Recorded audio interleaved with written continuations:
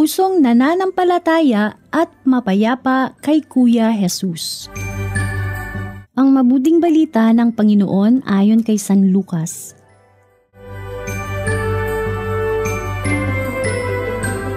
Ika-15 taon noon ng paghahari ni Emperador Tiberio.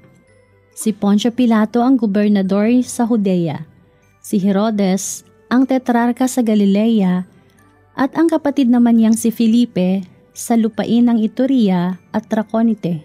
Si Lysanias ang tetrarka sa Abilinia. Sina Anas at Caifas naman ang pinakapunong saserdote noon. Nang panahong iyon, nasa ilang si Juan na anak ni Zacarias.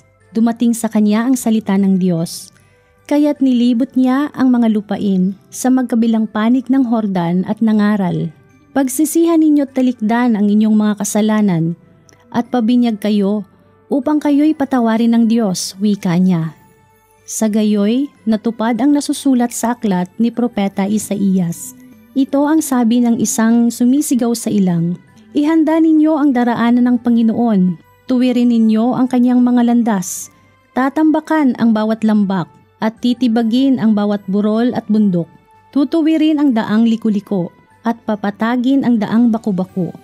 At makikita ng lahat ng tao ang pagliligtas na gagawin ng Diyos."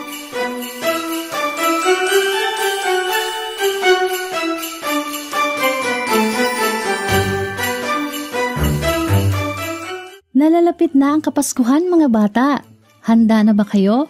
Para sa ating mga Pilipino, ang Pasko ang pinakamasaya at pinakamahalagang araw sa buong taon dahil ito ay kaarawan ng ating Panginoon at tagapagligtas na si Kuya Jesus.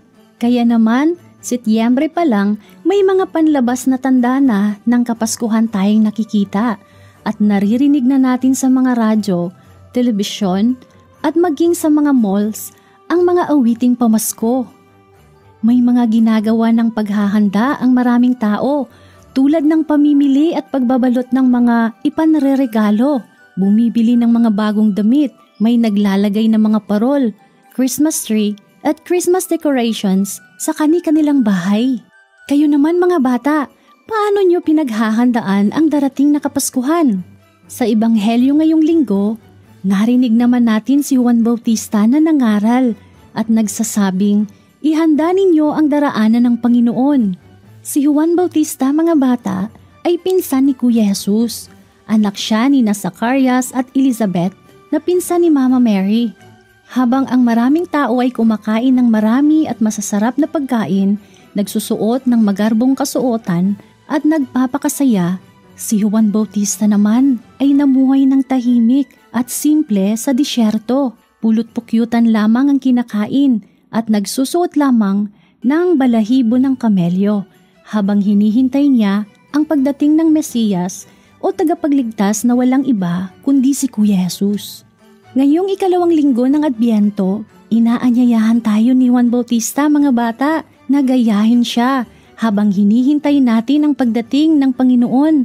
Bukod sa mga panlabas na paghahanda at mga palamuti, ihanda natin ang daraanan ng Panginoon sa pamamagitan ng pagiging simple, ngunit maganda at makahulugang puso.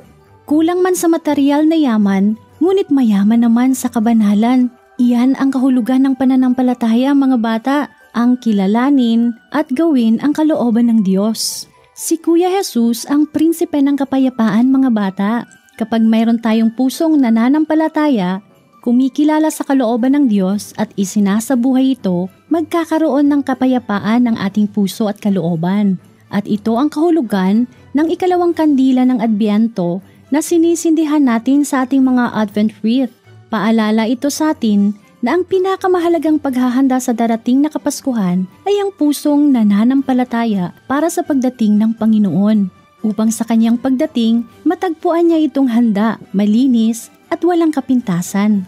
Ngayong Pasko, hindi mahalaga, mga bata, ang magarbo, sikat at maluho na paghahanda. Ang mahalaga, isang pusong simple o ordinaryo pero extraordinary para kay Kuya Jesus.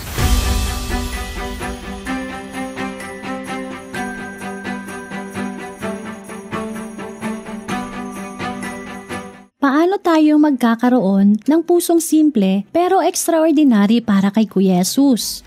Magkaroon ng pusong nananampalataya at mapayapa sa pamamagitan ng pagiging masunurin sa kalooban ng Diyos, pagiging mapagbigay sa nangangailangan lalo na sa mga mahihirap at sa pamamagitan ng pagiging simple at hindi maluho.